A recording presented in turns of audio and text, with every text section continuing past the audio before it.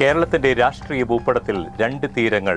അറബിക്കടലിന്റെ ഓളങ്ങൾ തഴുകുന്ന ആലപ്പുഴ, മറ്റൊന്ന് ചെങ്കനൽ വീണ കണ്ണൂരിന്റെ മണ്ണ്. ഈ രണ്ട് മണ്ണിലും വിരിഞ്ഞ രണ്ട് പേരുകൾക്ക് ഒരേ ശബ്ദമാണ്, സുധാകരൻ. പക്ഷേ ഒരാൾക്ക് അത് വിപ്ലവത്തിന്റെ ചുവപ്പൻ പോരാട്ടമായിരുന്നുവെങ്കിൽ മറ്റൊരാൾക്ക് അത് ഗദറിന്റെ കരുത്തായിരുന്നു. അധികാരത്തിന്റെ ശീതള ചായയിലല്ല, മറിച്ച് മരണത്തിന്റെ നെടിലിലും ചോരയുടെ ഗന്ധത്തിലുമാണ് ഇവർ തങ്ങളുടെ രാഷ്ട്രീയം പണിതുയർത്തിയത്. ഇന്ന് 2026 നിയമസഭാ തിരഞ്ഞെടുപ്പിന്റെ പടിവാതിൽക്കൽ നിൽക്കുമ്പോൾ ഈ രണ്ട് സുധാകരന്മാരും കേരള രാഷ്ട്രീയത്തിന്റെ സ്പന്ദനമായി മാറുകയാണ്. ആവേശത്തിന്റെ, അതിജീവനത്തിന്റെ, ഒറ്റപ്പെടുത്തലുകളുടെ ആ രണ്ട് ജീവിത കഥകൾ. K Sudhakaran, G Sudhakaran. ആദ്യം നമുക്ക് കെ സുധാകരനിലേക്ക് കടക്കാം. കണ്ണൂരിലെ കോൺഗ്രസ് രാഷ്ട്രീയത്തിന്റെ പര്യായം. അദ്ദേഹത്തിന്റെ രാഷ്ട്രീയ ജീവിതം ഒരു സാധാരണ നേതാവിൻ്റെതല്ല, മറിച്ച് ഒരു പോരാളിയുടേതാണ്. മരണം 6 തവണയെങ്കിലും അദ്ദേഹത്തെ മുഖാമുഖം കണ്ടിട്ടുണ്ട്. ബോംബേറുകൾക്കിടയിലൂടെ, കടാരമുനകൾക്കിടയിലൂടെ അദ്ദേഹം നടന്നു നീങ്ങി. ശരീരത്തിൽ തറച്ച ഷെല്ലുകൾ പുറത്തെടുക്കുവാൻ ആഴ്ചകളോളം ആശുപത്രി കിടക്കയിൽ മരണം കാത്തു കിടന്നിട്ടുണ്ട്. ആ ദിനങ്ങൾ വേദനയേക്കാൾ അദ്ദേഹത്തെ നയിച്ചത് തൻ്റെ പ്രസ്ഥാനത്തോടുള്ള വിട്ടുവീഴ്ചയില്ലാത്ത കൂറായിരുന്നു. കണ്ണൂരിലെ ധർമ്മടത്തുള്ള ബ്രണ്ണൻ കോളേജ് അന്നും ഇന്നും ഇടതുപക്ഷത്തിന്റെ കോട്ടയാണ്.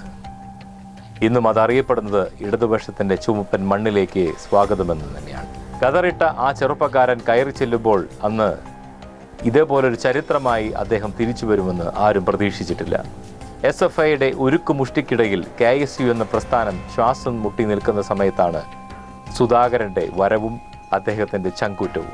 ഇന്നത്തെ മുഖ്യമന്ത്രി പിണറായി വിജയനും കെ സുധാകരനും തമ്മിൽ ബ്രണ്ണൻ കോളേജിലുണ്ടായ ആ പഴയകാല രാഷ്ട്രീയ ഏറ്റുമുട്ടലുകൾ ഇന്നും കേരള രാഷ്ട്രീയത്തിലെ ചൂടുള്ള ചർച്ചാ വിഷയമാണ്. എൻ്റെ തോളിലൂടെ കൈയിട്ട് പിണറായി നടന്നു വന്ന ആ ഇടനാഴികൾ എന്ന സുധാകരൻ പിന്നീട് ഓർത്തെടുക്കുമ്പോൾ അത് വെറുമൊരു സൗഹൃദമല്ല, മറിച്ച് രാഷ്ട്രീയമായ രണ്ട് സിംഹങ്ങൾ ഒരേ കാട്ടിൽ ഏറ്റുമുട്ടിയതിന്റെ ചരിത്രമാണ്. കണ്ണൂരിലെ രാഷ്ട്രീയ ഗോതയിൽ സുധാകരൻ വെറുമൊരു നേതാവായിരുന്നില്ല, ഒരു പോരാളിയായിരുന്നു. അദ്ദേഹത്തിന് നേരെ നടന്ന ഓരോ ആക്രമണവും മരണത്തിന് തൊട്ടരികിലൂടെയാണ് കടന്നുപോയത്. ചിമേനി സംഭവം തന്നെ നമുക്ക് ഓർത്തെടുക്കാം. KSU കാലഘട്ടം മുതൽക്കേ അദ്ദേഹത്തിന്റെ കായികമായി ഇല്ലാതാക്കാൻ ശത്രുക്കൾ ഓരോ തവണ ശ്രമിക്കുമ്പോഴും അദ്ദേഹം അതിൽ നിന്നെല്ലാം രക്ഷപ്പെട്ടു പോന്നു. പക്ഷേ ഓരോ പീഡനത്തിന് ശേഷവും അദ്ദേഹം കൂടുതൽ കരുത്തോടെ തിരിച്ചു വന്നു. തൻ്റെ അണികൾക്ക് വേണ്ടി ഏത് അക്രമത്തെയും നേരിടുവാൻ തയ്യാറായ സുധാകരനെ കണ്ണൂരിലെ കരുത്തനെന്ന് ജനങ്ങൾ വിളിച്ചു തുടങ്ങിയത് ഈ ചോരവീണ വഴികളിലൂടെയാണ്. MLA ആയും MP ആയും ഒടുവിൽ വനവകുപ്പ് മന്ത്രിയായും അദ്ദേഹം മാറുമ്പോഴും തൻ്റെ സ്വതസിദ്ധമായ ശൈലി മാറ്റുവാൻ അദ്ദേഹം തയ്യാറായിരുന്നില്ല. AK ആന്റണി മന്ത്രിസഭയിൽ വനമന്ത്രിയായിരുന്ന കാലത്ത് അദ്ദേഹം എടുത്ത പല തീരുമാനങ്ങളും ഇന്നും ശ്രദ്ധേയമാണ്. ഉദ്യോഗസ്ഥരോടുള്ള കർക്കശമായ സമീപനവും ജനകീയമായ പ്രശ്നങ്ങളിൽ ഉടനടി ഇടപെടുന്ന ശൈലിയും അദ്ദേഹത്തിന് ആരാധകരെ നേടിക്കൊടുത്തു. KPCC അധ്യക്ഷൻ മുതൽ കോൺഗ്രസിലെ എല്ലാ സ്ഥാനങ്ങളും അദ്ദേഹം വഹിച്ചു. കോൺഗ്രസ് തളരുന്ന ഘട്ടങ്ങളിലെല്ലാം ഒരു അഗ്രസീവ് ലീഡർഷിപ്പായി അദ്ദേഹം തിരിച്ചു വന്നിരുന്നു. എങ്ങനെയായിരിക്കണം ഒരു നല്ല കോൺഗ്രസ്സുകാരനെന്ന് അദ്ദേഹം കാണിച്ചു തന്നിരുന്നു. ഡൽഹിയിൽ ഹൈക്കമാൻഡിന് മുന്നിലായാലും നിയമസഭയിലായാലും തൻ്റെ നിലപാടുകൾ വളച്ചുകെട്ടില്ലാതെ പറയുന്ന സുധാകരന്റെ രീതി അത് കണ്ണൂർ മോഡലായി മാറി. കോൺഗ്രസ് പ്രവർത്തകർക്ക് ഒരു സുരക്ഷാ കവചമായി അദ്ദേഹം സ്വയം അങ്ങ് മാറി. അടിക്ക് തിരിച്ചടി എന്ന രാഷ്ട്രീയ ശൈലി കോൺഗ്രസിൽ പരീക്ഷിച്ച അപൂർവ നേതാക്കളിൽ ഒരാളാണ് അദ്ദേഹം. ഇനി നമുക്ക് നമ്മുടെ ജി സുധാകരനിലേക്ക് കടക്കാം. രാഷ്ട്രീയ ബോധം കേവലം പുസ്തകങ്ങളിൽ നിന്ന് വായിച്ചു പഠിച്ചതല്ല, അത് സ്വന്തം വീടിന്റെ ഉമ്മറത്ത് വീണ ചോരയിൽ നിന്ന് കിളിർത്തതാണ്. സഹോദരന്റെ വേർപാട് രാഷ്ട്രീയ വൈരാഗ്യത്തിന്റെ ഇരയായി സ്വന്തം സഹോദരൻ കൊല്ലപ്പെട്ടപ്പോൾ ആ മൃതദേഹത്തിന് മുന്നിൽ പകച്ചു നിൽക്കുകയല്ല ജി സുധാകരൻ ചെയ്തത്, മറിച്ച് ആ വേദനയെ ഒരു കമ്മ്യൂണിസ്റ്റുകാരന്റെ കരുത്താക്കി മാറ്റുകയായിരുന്നു. രാഷ്ട്രീയ ഊർജം അദ്ദേഹത്തിന്റെ എന്താണെന്ന് വെച്ചാൽ സ്വന്തം കുടുംബത്തിന് സംഭവിച്ച ആ വലിയ നഷ്ടം അദ്ദേഹത്തെ കൂടുതൽ ജനകീയനാക്കി മാറ്റാനായിട്ട് കാരണമായി. തൻ്റെ സഹോദരൻ എന്തിനു വേണ്ടി രക്തസാക്ഷിയായോ ആ പ്രസ്ഥാനത്തിനു വേണ്ടി ജീവിതം ഒഴിഞ്ഞുവെക്കുവാൻ അദ്ദേഹം തീരുമാനിച്ചു. ഈ വ്യക്തിപരമായ നഷ്ടമാണ് അദ്ദേഹത്തെ ഒരു സാധാരണ രാഷ്ട്രീയക്കാരനിൽ നിന്നും വിട്ടുവീഴ്ചയില്ലാത്ത വിപ്ലവകാരിയിലേക്ക് പരിവർത്തനപ്പെടുത്തിയത്. അഴിമതിക്കെതിരെയുള്ള സുധാകരൻ മോഡൽ കേരളം ഒരുപാട് ചർച്ച ചെയ്തതാണ്. കേരളത്തിന്റെ പൊതുമരാമത്ത് PWD ചരിത്രത്തിൽ ജി സുധാകരന്റെ മുൻപും പിൻപും എന്ന കാലഘട്ടത്തെ വേർതിരിക്കാം.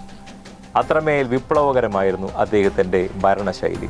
ചിട്ടയായ ഭരണം, പൊതുമരാമത്ത് വകുപ്പിന്റെ അഴിമതിയുടെ വേരുകൾ പിഴുതെറിയുവാൻ അദ്ദേഹം കാട്ടിയ ആർജവം സമാനതകളില്ലാത്തതാണ്. പാലം പണിതാൽ അത് ജനങ്ങൾക്ക് വേണ്ടിയാവണം, കരാറുകാരൻ്റെ കീശ വീർപ്പിക്കാനാവരുത് എന്ന അദ്ദേഹത്തിൻ്റെ കർക്കശ നിലപാട് വിസ്മരിക്കാനാവില്ല. ഗുണനിലവാരത്തിലെ വിട്ടുവീഴ്ചയില്ലായ്മ, റോഡ് നിർമ്മാണത്തിലെ അപാകതകൾ നേരിട്ട് പരിശോധിക്കുവാനും എഞ്ചിനീയർമാരെ പരസ്യമായി ശാസിക്കുവാനും അദ്ദേഹം മടിച്ചില്ല. കേരളത്തിലെ റോഡുകളുടെ നിലവാരം മെച്ചപ്പെടുത്തുന്നതിൽ അദ്ദേഹം കൊണ്ടുവന്ന സാങ്കേതികമായ മാറ്റങ്ങൾ ഇന്നും മാതൃകയാണ്. ഒരു കമ്മ്യൂണിസ്റ്റ് ഭരണാധികാരി എങ്ങനെയാവണം എന്നതിൻ്റെ ജീവിക്കുന്ന ഉദാഹരണമായിരുന്നു ആ കാലഘട്ടം. വിപ്ലവവും ഭരണവും ഒരാൾക്ക് അലങ്കാരമായിരുന്നെങ്കിൽ പോരാട്ടവും അതിജീവനവും മറ്റൊരാൾക്ക് കവചവുമായിരുന്നു. ജി സുധാകരൻ തൻ്റെ കവിതകളിലൂടെയും പ്രസംഗങ്ങളിലൂടെയും അഴിമതിക്കെതിരെ വാളോങ്ങിയപ്പോൾ കെ സുധാകരൻ തൻ്റെ ചങ്കൂറ്റം കൊണ്ട് അണികൾക്ക് കാവലാളായി. ഇരുവരും നേരിട്ടത് ചില്ലറ വെല്ലുവിളികളല്ല, സ്വന്തം പാർട്ടിക്കുള്ളിലെ പടലപ്പിണക്കങ്ങളും എതിരാളികളുടെ വേട്ടയാടലുകളും ഇവർക്ക് പുത്തിരിയല്ല.